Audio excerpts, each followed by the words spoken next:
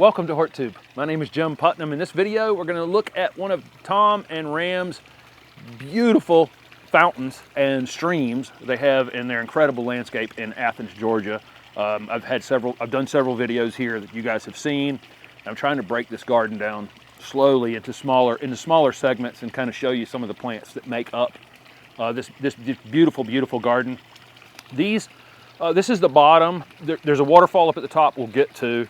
And the stream comes down to the bottom, and what you'll notice on the other video I put up as well is that there are additional waterfalls in the lower sections of these streams. So it's not just like you made a waterfall up at the top and then you made a stream down to the bottom. There's additional sound being made even in the lower waterfall here.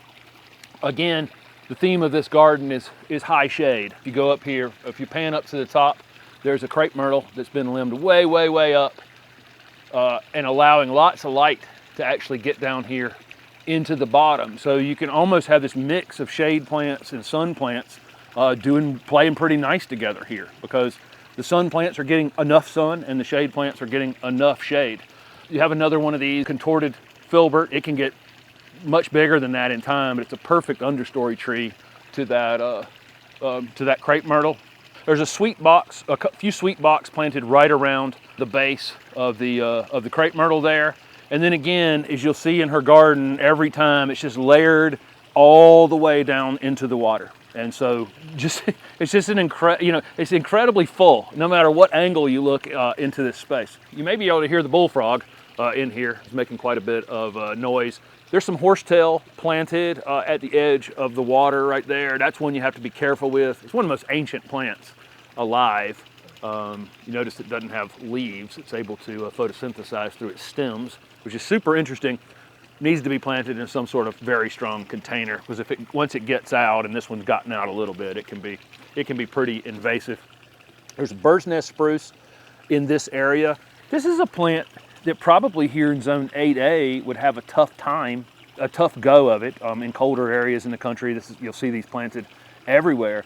But what this garden does is it not only helps protect, because there's so many plants in this area and it's got this overstory and kind of mid-level story, what you end up with here is plants that there's less cold damage and less heat.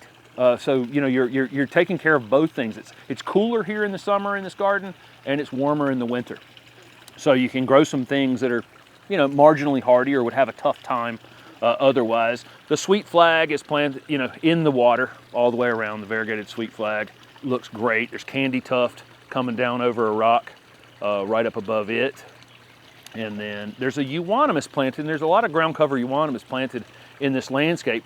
That one happens to be reverting. It was obviously planted as a variegated white and green euonymus, and it's reverted to green, but the combo actually looks pretty good. But if you see one reverting like that, you probably should get some of the green out, because the green will dominate the plant. It's able to photosynthesize a little bit easier. So let's move on up the stream. There's an elevated path that goes next to the stream that we'll see. It's flanked by two sky pencil hollies that, when these things get this size, sometimes they start to get thin like this. They become, I don't know what it is about these things. In containers, they perform really well, but if you get them in the ground, once they reach a certain height, a lot of times they get thin. There's a Japanese maple, red leaf, upright Japanese maple, maybe bloodgood or something like that, in a container, and it's just weeping out over other things that are in the water, that are planted down to the water level. There's a rose in a container behind it. And as we round this corner, this stone is just amazing. The placement of that stone alone is just really amazing. And there's some metal in it.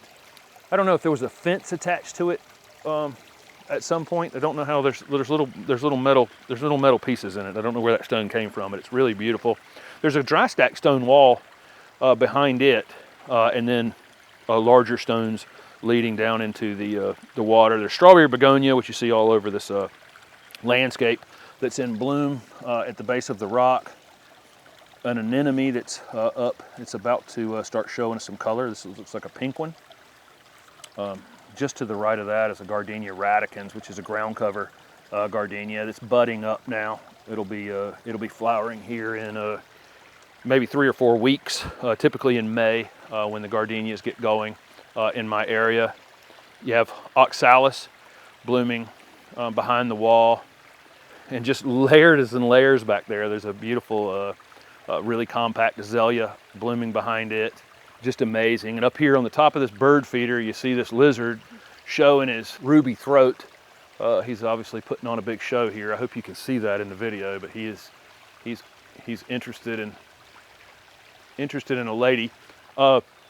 There's another one of those hybrid magnolias or banana shrubs up above that, another understory tree being used, and those flowers are open right now. They're super fragrant. There's a begonia coming back, a hardy begonia, and again, you know, if this one was probably close to being marginal here, it's very protected in this overstory and this, you know, and the water running. There's an interesting arum down in the water, a Ronchium, has this really funky flower on it. Ants are up on there pollinating it right now.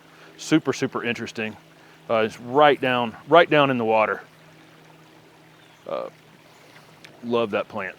Several more of them as we get closer up there to the main waterfall. There's a juniper. Again, it's in a little bit of low light. I've talked about that in a few of the other videos. It's a little bit thin, but it's turned it into what amounts to a bonsai, actually.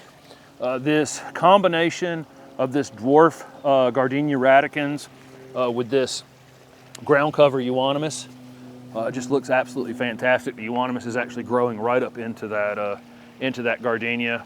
And then there's some mint actually growing over here, and of course it's spreading a bit. You know, that's what mint will do. But there's so many things in competition here, ground cover wise, that it's you know, it's got a little bit of competition. So it's quite beautiful over there. And there's another variegated euonymus over there. That's that white edge on that green leaf. There's a couple of juncus planted along the edge. They have these hollow stems. Just a great, these are just great pieces for this space. There's some sort of iris that's willing to be stuck right down in the water on the other side. I'm not that great with water plants, really. Other oxalis and some pineapple lilies coming up in the middle on the other side. I think you can see those just coming back. It's only you know, about the 3rd week of April at this point, so there's still some things that are actually dormant in this space. They went to bullfrog. Hopefully you could hear that.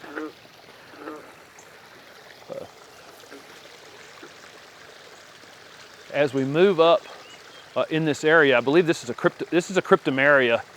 Just really been allowed to be limbed up and just become that almost bonsai shape that it's in. I don't know what variety that is, but that's a cryptomeria for sure.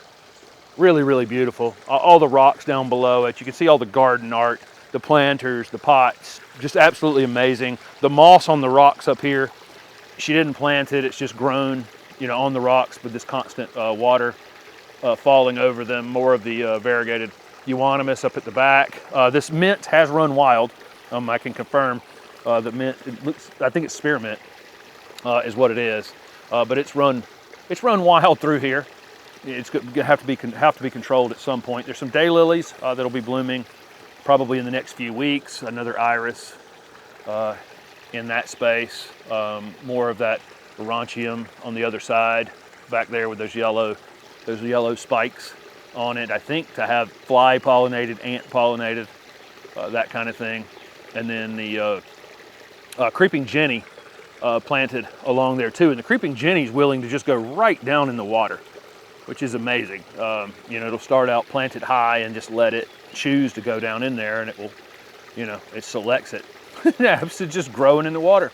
It's truly amazing. But there's several tiers to this waterfall, and so it's making quite a bit of noise. And then it's piped off in a different direction to also have the waterfall at the bottom of the stream down below. And again, up here on the top, you've got palms and irises starting to bloom. There's a red buckeye behind the cryptomeria back there. So just layer after layer after layer in this beautiful garden. So there it is. Here's the bottom, you know, with the waterfall here, the stream that goes up, all the incredible layered plants that make up this water feature, and I probably only named half of them. There's so many things going on, and I think if we came back here in 2 months, it'd be a whole nother set of things going on in this beautiful space. So thank you guys for following along. Again, I'll link a few of the other videos from this property down below this one if you want to check those out. Thanks for watching.